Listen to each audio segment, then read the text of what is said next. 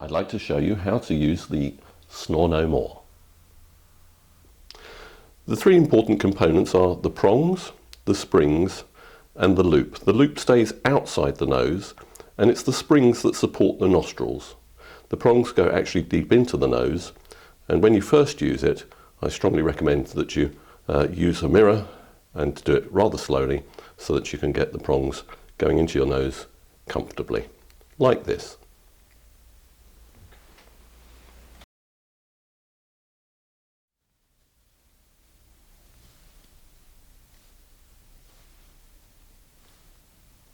Just right.